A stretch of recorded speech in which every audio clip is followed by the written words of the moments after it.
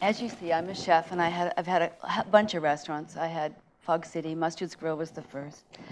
But I've been invited here to speak about the relationships of food, and what's important to me is the fire. And I'm going to talk to you about the fire and how the fire has affected me in my life. Cooking shows, Top Chefs, Iron Chef, all these kind of things have made my profession very, very kind of savvy and star happy. And I think it's very funny because when I went to school, it was a trade school, and it's a trade that I was going into, and it wasn't anything fancy or anything popular or anything famous making. I did a cooking class once for a group of women at a wonderful winery in the valley, and they were furiously writing notes, and they were the most bejeweled, eloquent women I'd ever seen. And at the end of the class, I said, they never asked me questions or anything, and I said, do you guys cook? And not a one of them cooked. And they all had chefs, and they were writing notes for their chefs at home. And I thought, geez, what is this world coming to when people would sign up for a cooking class and then not actually cook? So I grew up in Minnesota. My very first memories of summer, going for walks in the woods with my dad. And we walked through the woods to my grandmother's house, which I know sounds like a fairy tale, but it's actually what we did. We lived in the first suburb west of the city, and she lived right in the first neighborhood at the western edge of the city. So we just walked through Theodore Park to her house. And we would stop, and it was my father, my enormous basset hound Tiny, and myself, and we'd walk through the woods. We'd find some leaves, we'd find some tiny little twigs, and we'd find some branches, and we'd build a fire. And then we'd go out and get like a sumac branch, and my dad would teach me how to cut away from myself to make a very pointed, sharp green stick, because it was good to have green wood, and we'd build a fire with the dried leaves and the twigs and the sticks, and you get the fire just so. And we'd skewer hot dogs onto our spears, and we'd roast them to the absolute most perfect, bubbling, a little bit of black, a little bit of, the skin is just about to burst, places where the skin had burst. And then we would spend 15 or 20 minutes trying to eat them off the stick without burning our lips terribly.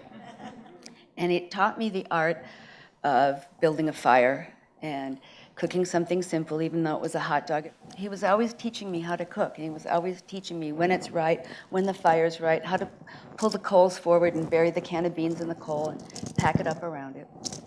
And I didn't realize at the time that he was starting me on my career and what I was going to do when I became a chef, when I grew up, and that the most important thing to me was fire.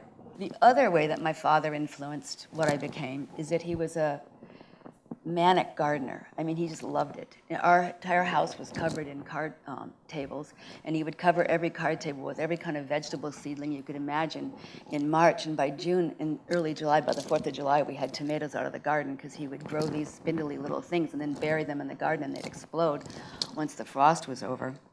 So I learned also from that we were using simple things. My mom would boil the water, and we'd run out to the garden and pick the corn and chuck it on the way into the kitchen, throw it in the water, put in some milk, turn it off, carry it out to the family room, which all took maybe 5 minutes, and have the most perfectly cooked sweet corn in the world.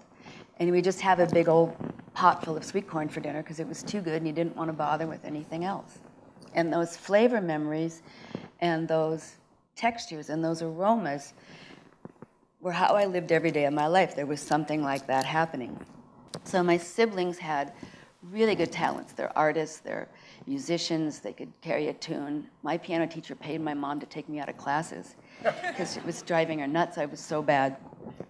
So I started cooking. I was probably about 10 or 11, and by 13 she had me in a cooking school and pot and pan shop where I was learning how to cook and how to sell equipment that went with cooking. And I started doing setups for people like James Beard and Jacques Pepin would come through the school a lot, and I would set up their cooking demonstrations, and I would hand them things to the demonstration.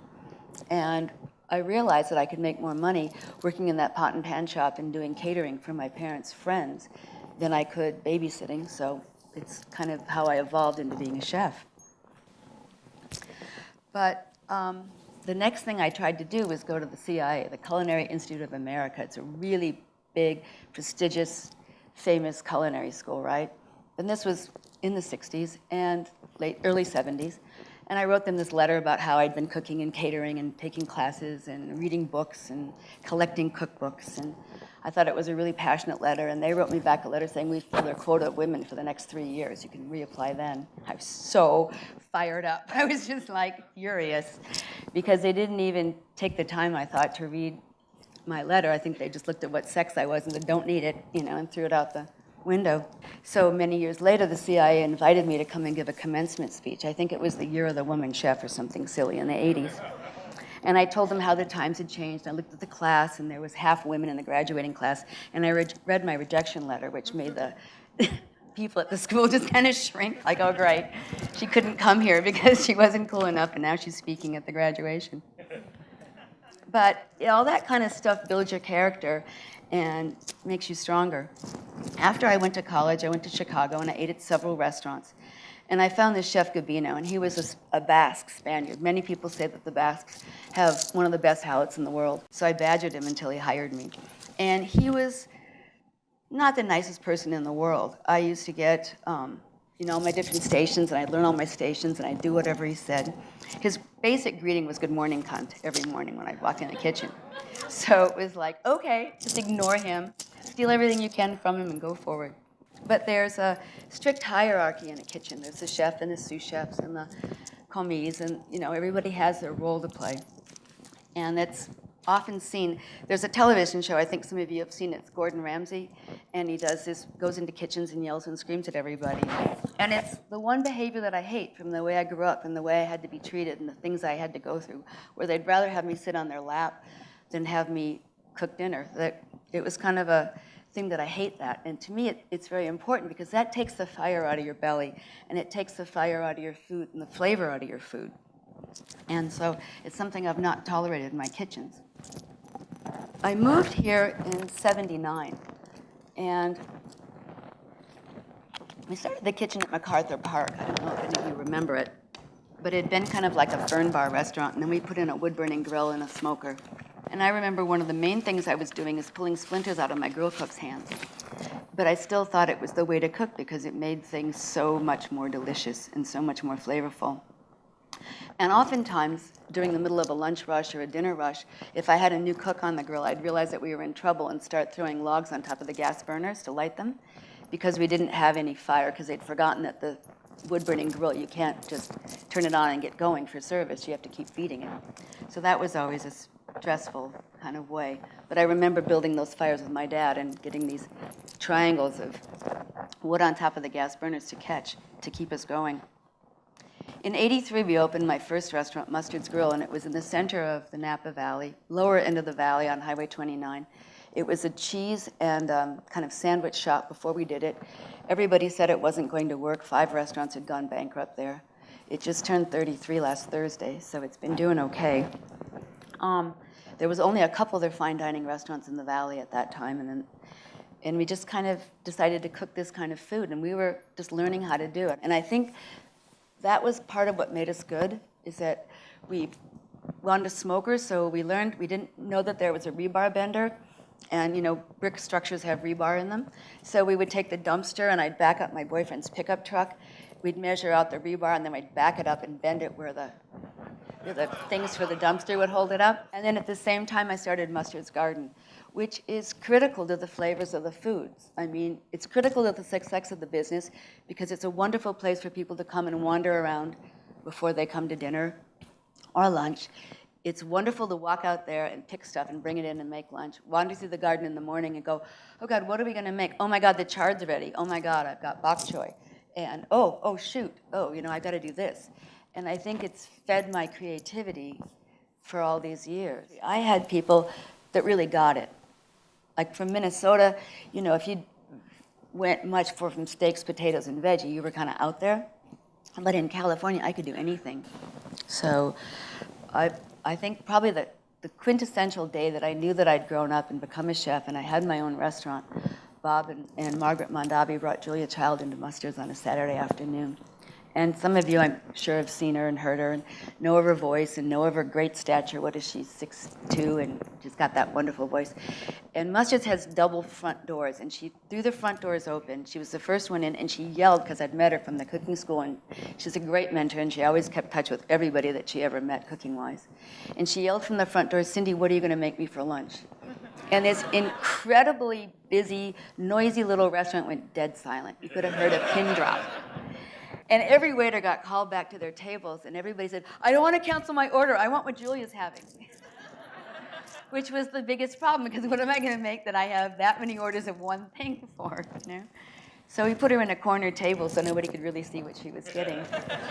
But thank God. But it was the biggest moment in my life where I felt like I was a grown-up, and I felt like, wow, you know, Mom came, you know? I was on the Top Chef Masters. I don't know if many of you watch cooking shows, but I was on their first Masters one with Luda Lefebvre, Rick Bayless, and Willow Benet from Puerto Rico. And I, you know, did it because I know it's great press for your restaurant. But I learned that that's probably the easiest way to douse any fire that you have in your belly, because it is so artificial. It is so tricked up. You know, one of the dishes I had to do was tripe. And tripe is the stomach of a cow, and it takes at least 6 hours to cook it properly. I had to do 100 portions in an hour and a half. So you're like, well, this is not real. There's just no, it's physically not real. So sure, I can put it in a pressure cooker, and I can make it kind of palatable if you've got good jaws. And I did, and it was kind of palatable. And then they bring in these judges, and you're like, okay, they're not judging you because you're on a television show. They're judging you like you're in your restaurant with your crew of 40, you know, and you're like, oh, great, this is really fun. You're humiliated by what you've served. You've made something that isn't, you know, all four of us were like, well, this is not fun, you know. I think Rick, who actually won that series, lost 40 pounds and was hospitalized twice. So I think that's something that people don't realize when they watch these shows. So we get all these hotshot kids in the restaurant business now, and they want to be the chef. They don't want to know how to saute. They've never opened an oyster. They don't know a shrimp from a langoustine from, you know, calamari practically. And then they're trying to mix it all together and put 45 things on one plate. So I think that when I go back again, you know, I have a cookbook collection, somewhere over 2,000 cookbooks. And I know now everyone's into technology, and you can get every book on the online, and I even go online and look on recipes.com and different things. But I love sitting in my library and having 15 French books out and looking at everybody's way of making ratatouille, and then closing them all up and putting them all back in the cupboard, and then going in the garden and getting what I have, and then going in the kitchen and making ratatouille. Because it comes out better. And I've got it. I've got what I am doing in my head solidly, clearly, and perfectly. And then my juices get going and my creativity comes out. And it's not like any of the ones I read, but it's like all of them. If that makes any sense to you. So to me, I've always been a very simple chef. I like to do a lot of research. I like to look at what's happening. And I like to just go in there and create and make it. And it's working with the fire and working with the beautifully grown vegetables and the beautifully raised meats and the wonderful fish that were sustainably caught that makes me keep going and makes me fired in my belly. So thank you very much.